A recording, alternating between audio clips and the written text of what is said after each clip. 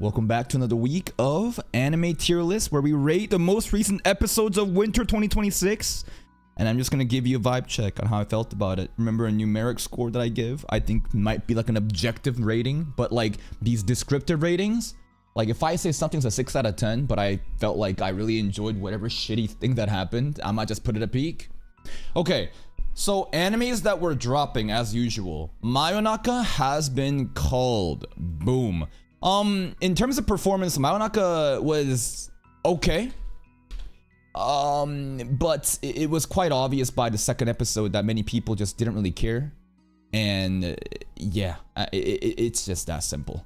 Too many shows to be covering. I decided, you know what, there's no point covering this mid-adaptation. It was fun for a bit, but come on now, right? I think we can all agree that the anime was kind of cooked. It's not really worth just straggling along, because there's some other animes that I would prefer to take some L's on if it means that we get to keep watching.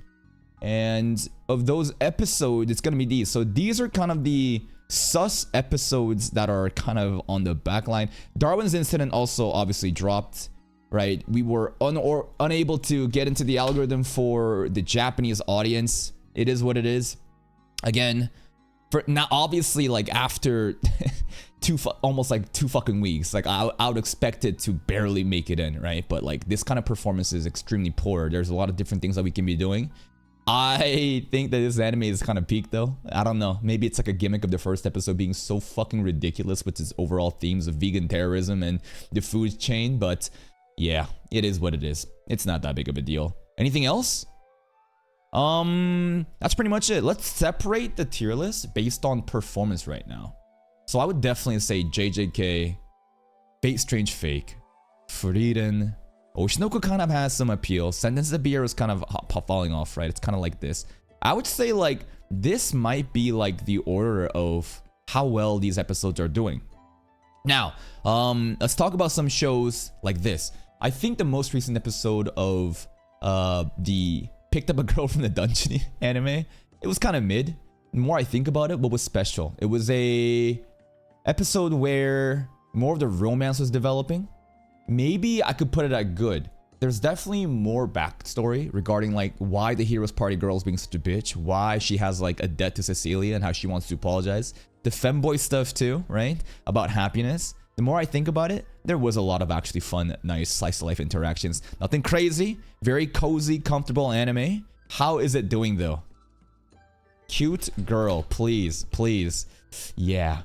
So as you can see, this is the numbers, right? At that like 3rd week on. Yeah. And of course, probably should drop it, right? I mean, if we're really looking at the viewership and the overall just performance of it, right? Probably should drop it compared to the other shows that I dropped. But again, there's sometimes I think it might be worth, it might be worth just like putting it there, right? It might be worth. 4K is bad. But if it's not shadow banned, like when we're shadow banned, 4K is good, right? We're trying to hit 10%, but when we're not shadow banned, we're trying to hit 20%, right? So again, these videos, right? After like the first couple of days, ideally, right? After the week mark, we want to hit 10% for a really good show. So that right now, the 10% is reaching 6,000 views, right? Or 5%, which is 3,000 views. We want to fuck around in that area. But right now, when we're popping off, you want to be using 10 to 20% as the range, where 6K should be the minimum, while the upper range should be something like 12,000. You see right over here? It's crazy how like consistent these numbers are. I talk about numbers like even here, right? Let's say I click on the Fate Strange Fake, I guarantee you 10% of the viewership is going to be likes as well. So 11K views, I expect at least 1,000 likes. Let's look at that. Oof, not as much. And the reason for this is the more that you are appealing to a wider audience, the more people that don't really know me are watching. Therefore, it's going to be harder for those type of peoples to be engaging and liking the videos. However, let's use a different example, like JoJo's, right? I think JoJo's, for example, 10,000, easily over 1,000 likes, right? So right over there, right, exactly.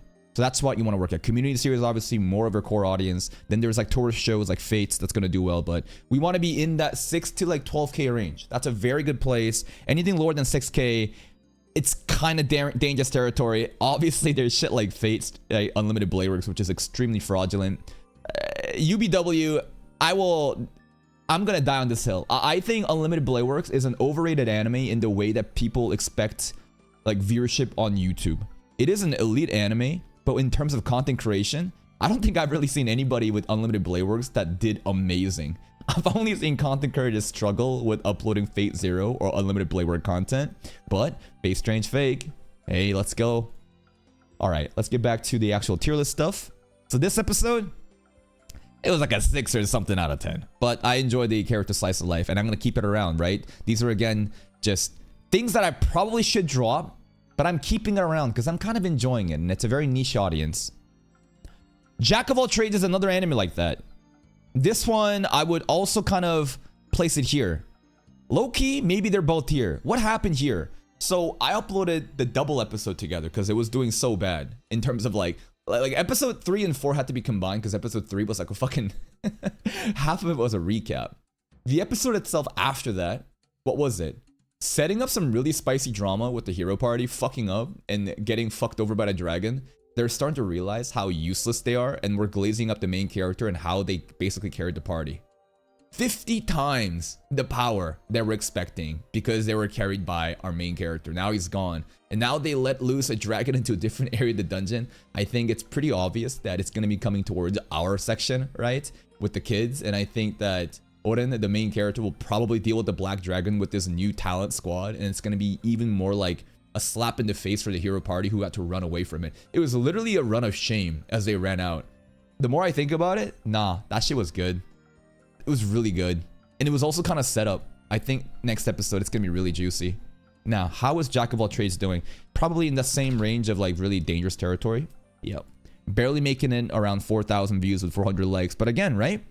Sometimes I will tank the viewership. It's good that we're at least able to hit the watch time. So again, stuff like this means that, okay, the views are low. It's a very niche audience, obviously. The mainstream audience don't care about this. However, of the niche crowd, are they watching for a long enough time? Yes, they are.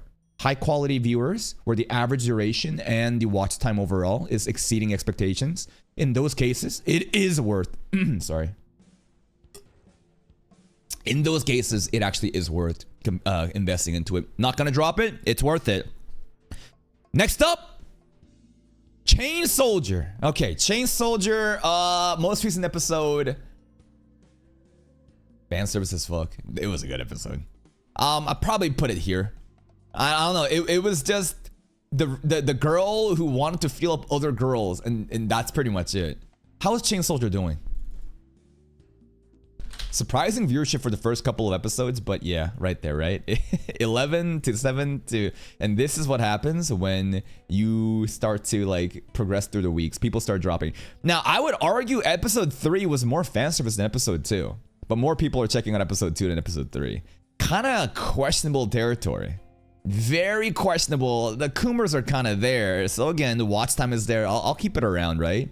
We've dropped a lot of shows, so I think we can afford a tank. You know, we're spreading around. Like every time, I don't think you realize, but like, notice how I will basically... I know videos that will do well, such as Fate, such as these drama videos. But I also know videos that will do bad, such as Unlimited Blade Works, right? So I try to sprinkle in like seasonal weeklies that has really bad viewership. I'll like put it in between two fucking titans. You know what I mean?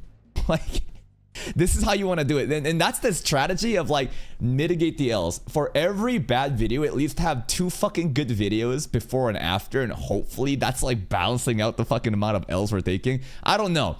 It feels like this is like a superstitious thing that I'm doing. Like people that gamble, they have like weird...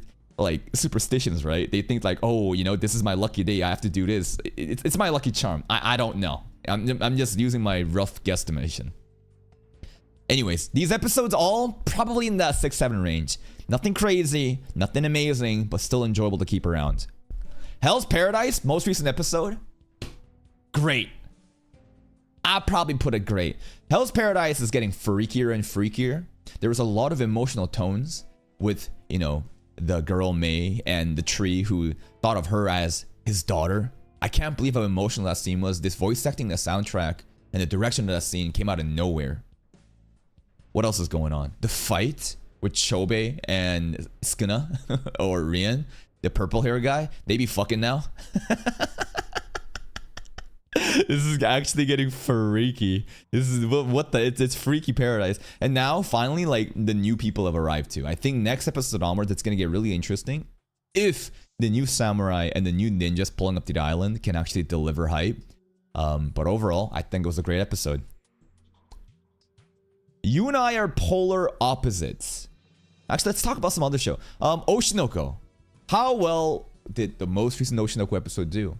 In terms of opening and stuff, I'd say it's peak. I think Oshinoko might have the best opening and ending of this season. I would definitely put it up there for top of this season. Not saying it is, but like for competing for that title, absolutely. The opening visuals are fucking crazy. So is the ending. So much meaning. Kind of like Jujutsu Kaisen. JJK also had a lot of symbolism and a little nod to popular media culture regarding famous paintings and movie references. But Oshinoko and their symbolism and the writing of the characters and the dark themes, it's fucking peak. Now, the overall episode, I'd probably say was great. It was less of the main plot. And, well, it is the main plot, but less of like Aqua and Ruby. It's more to do with what? The new character, the green hair guy who is the assistant director, basically the call boy, right? This kid, he's just doing everything from janitorial duties to fucking being a cameraman to do everything. I feel so bad. And I think Ruby and him, a relationship is being established for him to take over as a new director. Maybe Ruby's making a lot of plays. I like the part where, you know, Saito, Miyako's husband, who is, you know, going on through his depression arc, is still excited that Ruby was able to get these opportunities despite the fact that he's like trying to push her away from it. Like, you know, old habits die hard. Wanted more of that kind of content, but we're getting some side character content. There's a cosplayer VTuber little sister. Cosplay VTuber little sister. I like how the big brother isn't portrayed in a degenerate way. He is aware of her secret accounts though. Anyways, we're getting to some copyright issues and some cosplay stuff. It'll be fun. Next up, Tamon. Most recent Tamon episode, NTR stuff. I probably put it somewhere here. Nothing crazy. It was a date episode. It was a summer festival episode. A lot of fun dialogue and interactions between Kinoshita and Tamon and you know the other character, right? Trying to get in there and cause up some drama. And for him to like say it's my girlfriend, for whatever reason they started to do random swimsuit fucking fan service at the end that has nothing to do with the audition stuff. Overall, felt like a nice little transitionary episode. Next up, You and I are polar opposites. I'd say this one was also just a good episode. Nothing crazy happening. In fact, it was trying to hype up some other characters, such as that new Ayanokoji one, who is stuck in this social hierarchy. I think he got bullied in middle school for being fat and chubby, and he expects like everyone to be that nasty, and then he's realizing that damn, everyone else is like getting along really well at this school. Suzuki and Tani-kun, you know, their relationship still blossoming. Overall, just like a very cute, wholesome episode. And I like the random characters, like the teacher, Gopamon or something, like this social studies teacher in his scooter. Like she was fucking cooking him for that. A little random, quirky slice of life. It's fun. Next up, Frieren. Oh, first up to the peak. Yeah, absolutely it was. Hero of the South. The soundtrack, Evenkall. Oh my fucking god. I had to pay respect to Evenkall. Where was it? Mr. Evenkall did a little write-up for the... where is this? No, not this. Not this. Right over here. Frieren episode 30, the hero of the South is such a legend. Part of his theme plays during the puppet show and a variation plays during his flashback. I connected his and Himmel's theme to represent the passing of the torch from one hero to another. By the way, his full theme is super epic. I can't wait for the new full epic, and I had to follow up with the thank yous. Of course I'm gonna be there, fucking doing squats on his ass, bro. Damn, Evenkall, you making some great soundtracks. That Hero of the South soundtrack, the violin, the sad, tragic, edgy soundtrack, but still heroic. Loved it. The horse, Sakuga, yeah, for some reason, I saw this and I was like, I see viral potential. 2-second horse clip, no captions, no nothing. I know it's gonna make it to the right audience. It did, for no fucking reason. Anyways, peak episode. The Sword Demon 2. Yeah, we gotta look at the Sword Demon. Where's the fan art of the Sword Demon? Oh my goodness. Goddamn! Goddamn! Hello, Sour Demon. They had to show off the little this section for for the fan service, huh? Next up, Shiboyugi. Shiboyugi most recent episode. Great episode. I'd say Shiboyugi is absolutely cooking. It hasn't really popped off just yet, but it's about to. Low-key, the more I think about it, it could be peak. Because I'm thinking about like that scene where the main character pulls up and says apologize. The more I think about the episode, it hasn't just completely popped off yet, but that final section with her saying apologize now. You know what? I'm gonna put it up there. So the backstories are still very fascinating. It's like they keep looping themselves, right? And there's a lot of different things that hinted that the outside world is more fucked up than the inside world of the game. It's insane, right? Like the girl, Kotona, literally was risking her life to retire early because what's happening on the outside, right? What the fuck? I don't know. The world building, the setting of this anime gets even more interesting and mysterious, and the director, I think, is absolutely cooking. Now, how is the viewership doing? It is doing okay, right? Definitely a bigger fall off, right? Compared to... Oh. Right, these are drama videos. We should be looking at 4,000 and 3,000, right? I think the first episode, obviously, there was some huge thing happening. And the next episode's like, something huge hasn't happened. You know what I mean? Like the moment where Kinko got sacrificed hasn't happened, and we basically had 2 setup episodes leading up to it. I think the next coming episode to conclude it will be insane. They were hyping up past events too regarding like the I forget the word they used. It was like cotton candy, candlewood. Candlewood is the thing, and they're hyping up previous events too. I hope they actually show more of that. Fate Strange Fake. Peak. Battle of the Demigods. I love how Fate Strange Fake is... in the beginning, it feels like Fate Zero in the way that everyone is introducing themselves and fucking around and finding out. You know what I mean? I love how like everyone pulls up and they start immediately fighting. But like the point of these fights isn't to have a winner. It's an introduction and to hype up the lore of these characters. And that's exactly what the most recent episode was amongst the demigods. We got Gilgamesh. And we got Hercules? No, we got Alcides, the human lord, the human name before he went divine. This is like a demonic version who hates the gods and wants to trample on it. Then there is the daughter of the god of war, Ares, right? The Hippo girl. Hippo something. Hippolytus. And we got the horse too, right? Kalion. Amazing, amazing demonstrations of powers. Gilgamesh, I'm gonna make a video called Why Gilgamesh from Fate is the Mahoraga of Jujutsu Kaisen. Maybe you guys are getting it, but I feel like Gilgamesh is always used as a litmus test. He rarely ever gets actual solid wins. Bro is used as a test to like see if others are worthy. He just keeps taking L's, and a lot of people are like, you're hating on Gilgamesh. I'm not.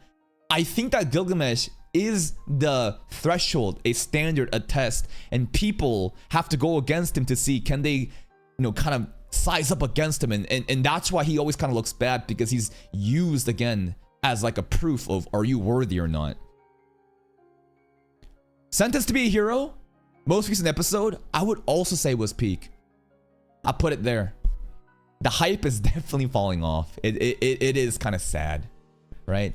Sentence.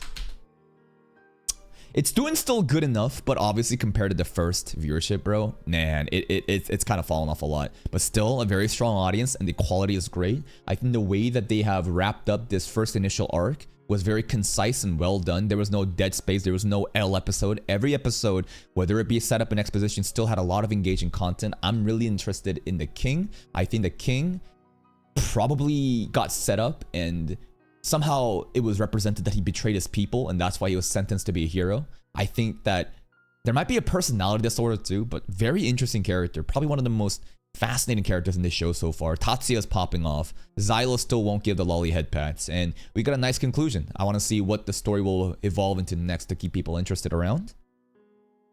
And Jujutsu Kaisen. I don't know, bro. The Japanese are saying it's trash, right? And the Japanese ratings are the only thing that matters, right? We're filthy gaijins and we have no clue what good content is, right? How dare they fucking do an homage to Kill Bill? I can't believe these Hollywood references. I can't believe they would have Junichi aura farming while have Ranta die out. And you know what? I fucking love it. I love that Mappa is going global and is fixating on the brain rotten, Unga Boonga, retard Westerner audience such as myself. That Junichi scene lives rent-free in my head. There are special moments in JJK where I keep like repeating those scenes over and over again because it had a lot of aura, it had a lot of great moments. Man, that Maki cut, Maki versus the Hei cut, genuinely one of the fucking craziest shit, and I think it was done by Mok Mok. JJK Mok Mok. There is an animator named Mok Mok. Right? Mok Mok made his debut in his Utapon style, right? Basically, Mok Mok. I don't know if that's his real name, but they call him Mok Mok. I'm scared to actually go through this a little bit more. There is a scene where... Okay, let's see if I can find it. There's a lot of funny memes. Fucking Ranta's face is going viral, bro. Ranta's face everywhere is just... No! Gigi-san! There it is, here it is, here it is.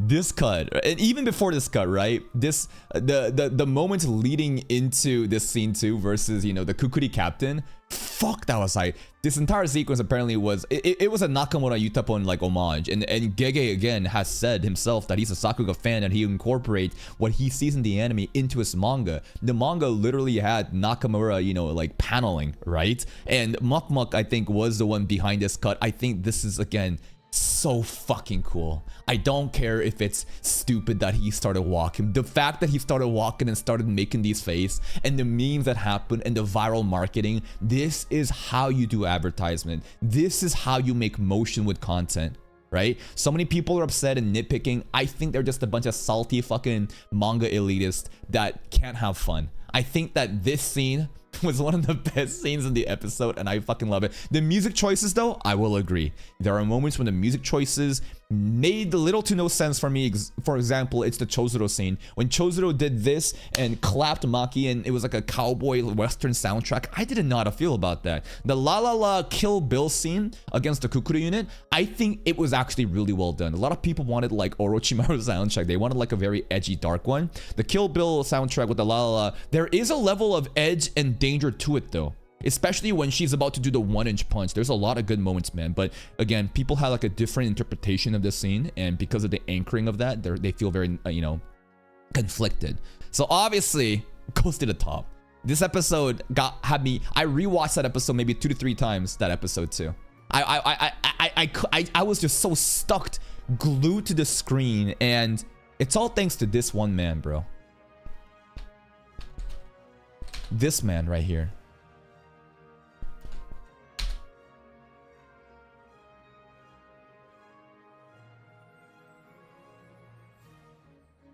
Gege, the author of Jujutsu Kaisen's thoughts on Shota Goshozono. Thank you for reading JJK. We've somehow made it to that. I've only watched it, not to worry, the anime is still going. Director Goshozono is an excellent director. Every time I look at the storyboards, I can't help but think JJK can actually be pretty interesting. He's so humble. For someone with such low confidence, this is really amazing. I feel the director Goshozono's talents to reach beyond the confines of the framework of JJK. And I truly look forward to the day I can actually share with everyone how truly fortunate it is to entrust my work to someone like him. Once again, thank you very much. And the craziest thing is that people honestly think that like Gege is being held a gun to his fucking head. People think that this is a debate situation where, you know, Turtle Me is not allowed to like say anything bad because of an NDA. No, I think you're fucking crazy. I think if you actually think that this adaptation is the equivalent of Tibate and he's being held a gunpoint to the head when his literal manga is creating like the inspiration for the storyboards of Nakamura homage, you don't understand animation. You don't understand shit. I think you're just fucking glazing the Japanese elitists for no reason. And the other thing too is Japan is not a monolith. So many people think like Japan, like people can't be retarded in Japan. Humans are the problem. It doesn't matter where you're from. And Japan doesn't all hate it. They don't all like it either. There can be retard idiots online stirring shit up and rage baiting, and people get caught up on that, and they start to think, I can't believe this entire continent is about to close its borders and go Imperial Japan because of a fucking anime episode. That's what happens when you're so chronically online and you don't touch grass. You have no perspective of reality, and you get caught up in the fucking frenzy of tribalism and what's the word? Groupthink. What else is there? It's the act of like rioting. What is it when groups of people are basically like doing something because they see others doing it? Witch hunt? No. What does that mean? Mob mentality. Exactly. Mob mentality is when people are so fucking weak and they just simply follow what's going on. And sometimes there's bad faith actors that want to take advantage of situations and spread the fire even more. And that's basically what Twitter is. Anyways, this is my tier list for this week. It's such a good fucking season of anime. I don't think there was anything mid. If there was anything mid, maybe I'd put like these shows down here simply based off of the content covered. Sometimes, you know, like if I really wanted to be mean, I might put it down here. And maybe they do deserve to be down here compared to these two, right? But again, right, like I really enjoy stories, themes like that. So I'm just going to put it up here. But that's pretty much my final rating. See you next time.